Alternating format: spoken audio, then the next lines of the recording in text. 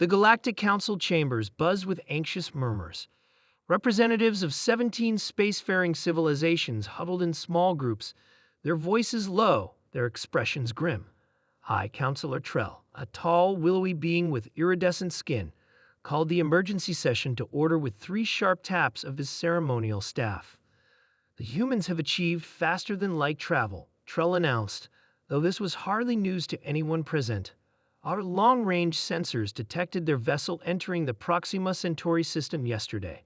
They will discover our monitoring station within days. Ambassador Vix of the Meridian Alliance rose from her seat, her crystalline appendages catching the light. We must prepare for the worst. According to our psychological models, humans will react with extreme fear and aggression when they discover they are not alone. The Council had studied Earth for centuries. They had intercepted and decoded human transmissions, analyzed their entertainment, literature, and news. The conclusion had always been the same. Humans were unpredictable, violent, and above all, deeply fearful of the unknown. The simulation is clear, added Science Director Orlo, projecting a series of complex equations above the center of the chamber. When faced with a technologically superior alien civilization, humans will assume hostile intent. It is hardwired into their evolutionary psychology. Trell nodded solemnly. We've seen their stories. Their science fiction almost invariably portrays first contact as a prelude to invasion or subjugation. Defense Coordinator Jax, a hulking figure with armored plating instead of skin, growled in frustration. We should have intervened before they developed FTL capability. Now we face a species that will shoot first and ask questions later. We follow the non-interference protocol, Trell reminded him firmly.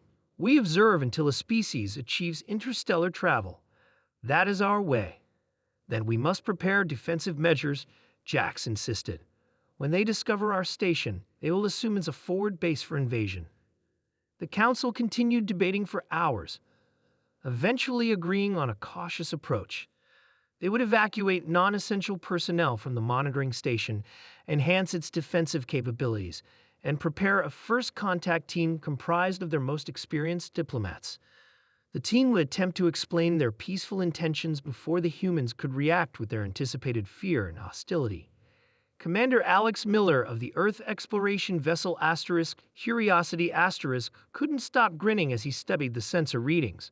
The structure orbiting Proxima Centauri was unmistakably artificial and unmistakably alien. Would you look at that? He breathed, shaking his head in wonder. We're not alone. Lieutenant Tom Rivera glanced at his captain with mild concern. Sir, shouldn't we be more worried?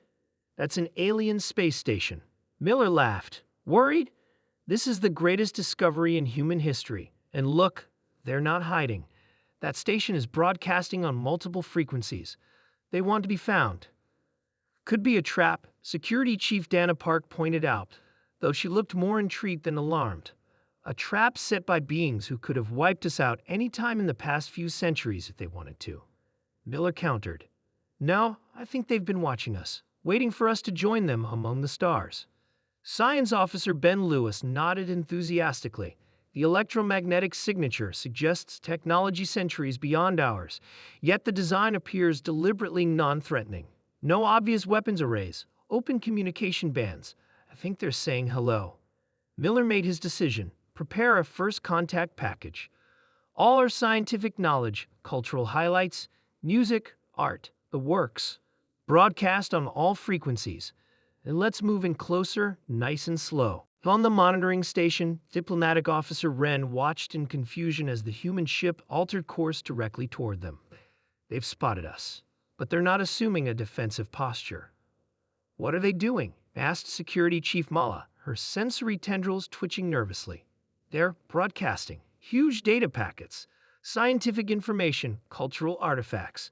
Wren's confusion deepened, and they're approaching slowly, deliberately.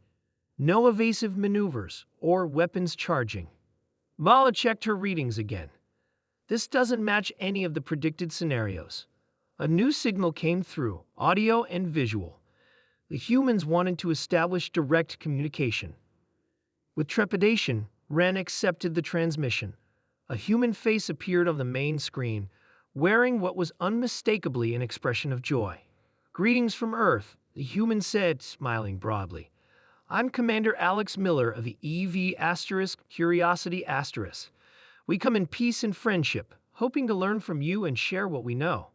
We've dreamed of this moment for generations." Ren and Mala exchanged bewildered glances. 3 days later, the emergency council session reconvened. Shrell looked stunned as he addressed the gathered representatives. "Our models were wrong," he admitted. That humans didn't react with fear or aggression. They approached with open communications, shared their knowledge freely, and expressed nothing but excitement and goodwill. Ambassador Vix shook her head in disbelief. How could we have misinterpreted them so badly? Science Director Orlo looked embarrassed. "We analyzed their fiction, their wars, their history of violence.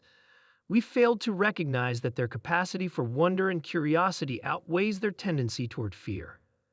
They've invited us to establish formal diplomatic relations." Shrell continued.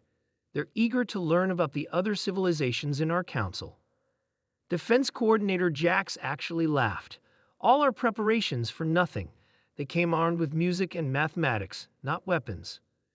The council chambers filled with a new kind of murmur, one of intrigue and possibility. The humans had surprised them all. Where the council had predicted fear, the humans had arrived smiling, reaching out with open hands and open minds. Perhaps, Trell thought, it was the council who had learned the most important lesson of first contact. Never underestimate a species' capacity to defy expectations. Humanity hadn't just reached for the stars.